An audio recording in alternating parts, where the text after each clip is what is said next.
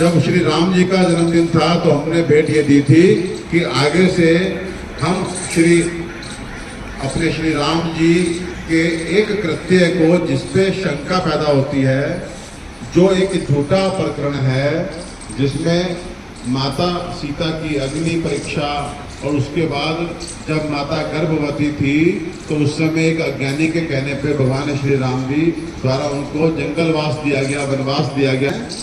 हमने कहा था हम इस प्रकरण को स्वीकार नहीं करते क्योंकि ये प्रकरण सच्चा प्रकरण नहीं है, और हम धीरे धीरे ये जो एक शंका पैदा होती है भगवान श्री राम के कृत्यों पे, उनकी सोच पे, एक झूठे प्रकरण के द्वारा उस प्रकरण को हटा करके भगवान श्री राम को उनका जन्म दिवस उपहार देंगे। तो आज इसी तरह से हनुमान जी महाराज को हमारा ये जन्म दिवस उपहार है। आज हम भगवान श्री हनुमान जी महाराज को जन्मदिन पे एक अनुपम भेंट देने जा रहे हैं।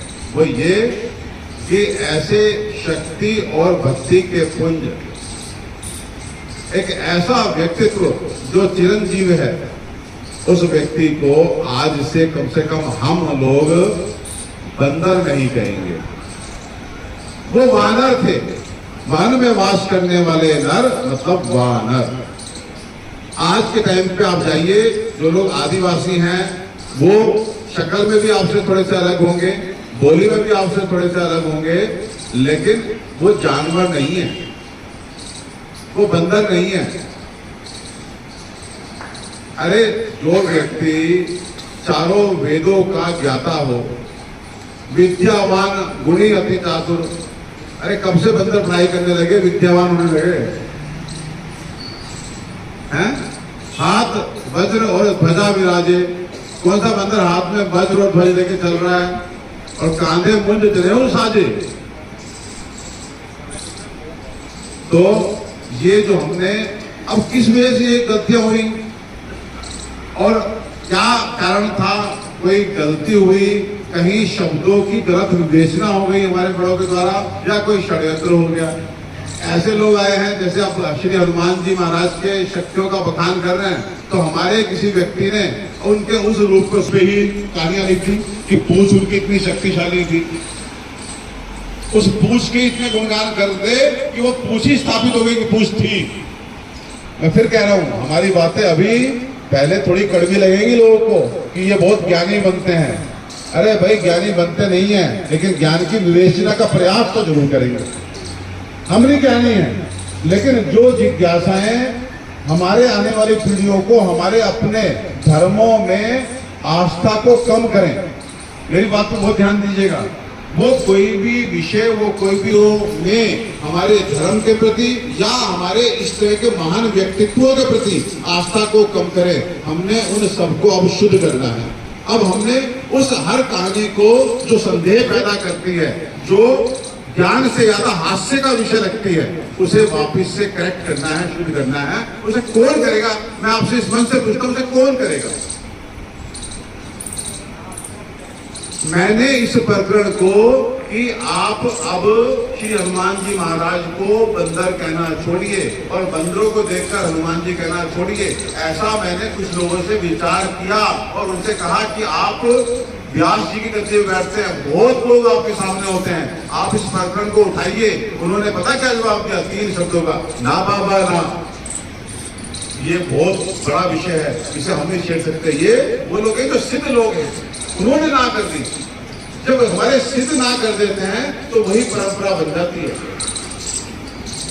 आप ही इसका विरोध करना शुरू कर दीजिए तो आप देखिएगा कि धीरे धीरे क्या होगा कि जो लोग हनुमान जी की मूर्ति कम और पूछ की लंबी फोटो लगाते हैं, वो धीरे धीरे कहीं ना कहीं पूछ की फोटो छोटी करेंगे। अब नहीं तो 100 साल बाद, 100 साल बाद नहीं 200 साल बाद वो पूछ इतनी सी रह जाएगी जितनी वास्तव में मानव को कभी होती थी।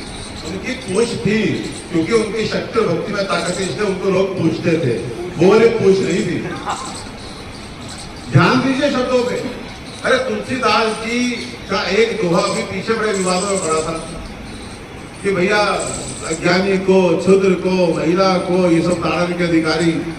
तो क्या वास्तव में तुलसीदास जी जैसे महान संत ये कहेंगे कि हाँ स्त्रियों को ताड़ो मारो, विवेचना गलत हुई और जिनके मतलब की जो बात थी वो उन्होंने पकड़ ली, उसको आगे बढ़ा दी। क्या कोई संत ये बोलेगा कि किसी स्त्री का अपमान करो, वो ताड़न के अधिकारी है? विवेचना गलत हुई है। तुलसीदास जी के लिखने पे मत जाइए, आपकी अपनी विवेचना में अनर्थ ढूंढिए, कहां आपने अनर्थ किया। तो अगर मैं कहता हूं तुलसीदास जी रचित रामायण में भी अगर कहीं पूछ का जिक्र है तो वो पूछ वो वाली पूछ है, मतलब उनकी शक्ति, उनकी भक्ति में इतनी ताकत थी कि लोग उनको पूछते थे, उनकी पूछ बहुत बड़ी थी। तो पूछ मतलब लोग उनको स्मरण करते थे, उनको याद करते थे, उनको कॉल करते थे, उनको बुलाते थे, वो वाली पूछ, वो पूछ नहीं। अरे आप वो बातचीत कर रहे हैं, वार्तालाप कर रहे हैं, युद्ध कर रहे हैं, साथ में हाथ में शस्त्र है, अस्त्र है, ध्वज है, क्या मतलब एक बंदर ये सब काम कर सकता है? विद्यावान। मैंने उस दिन बताया था आपको, जब पहली बार माता सीता को खोजते हुए भगवान किष्किंधा पे पहुंचे थे तो सुग्रीव को भय हुआ, ये देखिए कि कहीं जो है ये जो दो बालक आ रहे हैं जो शक्तिशाली हैं, लेकिन कहीं ना कहीं ऋषियों की उन्होंने जो है वस्त्र पहने हैं, कहीं बाली के दूत तो नहीं है। तो हनुमान जी महाराज को भेजा कि जाके वार्तालाप करो और देखो कहीं ये बाली के दूत तो नहीं है। तो उन्होंने हनुमान जी महाराज ने जिस तरह का वार्तालाप, जिस तरह का संवाद श्री राम जी के साथ किया, तो श्री राम जी ये वाल्मीकि रामायण में आया है। आपको सर्ग और सूत्र भी बता देंगे, पढ़िए। उन्होंने कहा है कि ये जो भी कोई व्यक्तित्व है, अगर इसने ऋग्वेद, सामवेद, यजुर्वेद नहीं पढ़ा तो ये व्यक्ति इस तरह का संवाद नहीं कर सकता। ये निश्चित ही किसी विद्वान द्वारा वेदों को पढ़ करके ज्ञानी हुआ व्यक्तित्व है। तो वेदों को कब से बंदर पढ़ने लगे? हाँ, ये जरूर है कि अलग अलग प्रवास हो सकता है। तो वानर वन में, और वन में जो लोग वास करते हैं, देखिए आज भी वन में जो वास करते हैं वो उनकी शक्तियां हमसे बहुत अधिक है, क्योंकि वो नेचर के बहुत पास है। वो पेड़ पे चढ़ना, वो उछल कूद करना, वो सब कर सकते हैं जो हम नहीं कर सकते, जो शहरी हो गए। आप शहरी और गांव में भी देख लीजिए, गांव का बच्चा पेड़ पे चढ़ जाएगा, शहर का बच्चा पेड़ पे चढ़ के दिखा दे। मैं फिर कह रहा हूं सब कुछ क्लियर है। अब मतलब है कि अपने अंदर वही श्री हनुमान जी की शक्ति को उतारने का, अपने को भय मुक्त करके, ये जो मजाक बना हुआ है उन मजाकों को खत्म करके वो जो शक्तियां हैं उनसे ज्ञान और भक्ति और शक्ति सीखने का समय आ चुका है। देखिए मेरे मुंह से आकाश तक ये निकल गया कि एक बच्चे को कंपेयर कीजिए गांव के और शहर के। आप जब गांव में रहते थे कैसे पेड़ पे चढ़ते थे, जब से शहर में आए पेड़ पे चढ़ना बंद। ऐसे ही जो वनवासी हैं वो अद्भुत शक्ति वाले होते हैं, उनका चेहरा थोड़ा अलग सा होता है, उनकी भाषा थोड़ी अलग हो सकती है, लेकिन उनको जानवर कहने का अधिकार, बंदर कहने का अधिकार हमारे पास नहीं है। तो हमने आज इस हनुमान जन्मोत्सव पे अपने चिरंजीव भगवान श्री हनुमान जी को यही भेंट देनी है कि उनके साथ जो बंदर शब्द जुड़ा है उसको अगर हम डिस्कनेक्ट करने की कोशिश करते हैं, भगवान श्री हनुमान जी महाराज को वानर वन में वास करने वाले एक स्पेशल टाइप के शक्तिशाली नर के रूप में विशेषण देते हैं, संज्ञा देते हैं, तो मुझे लगता है कि यह हनुमान जी को हमारी सबसे बड़ी भेंट होगी। आप कितने लोग मेरी इन बातों से सहमत हाथ उठाए हैं कि हनुमान जी वानर वन में वास करने वाले शक्तिशाली नर थे, ना कि बंदर? कितने लोग मानते हैं? हाथ उठा उनका। तो एक चीज पूछिए, सोचिए, विचार कीजिए, पवन पुत्र, वायु देवता और अंजनी माता के पुत्र क्या बंदर होंगे? क्या आपके पुत्र क्या बंदर होंगे? कभी भी किसी भी कारण से क्या हो सकते हैं क्या? तो वायु देव का पुत्र, अंजनी माता का पुत्र कैसे बंदर? नहीं।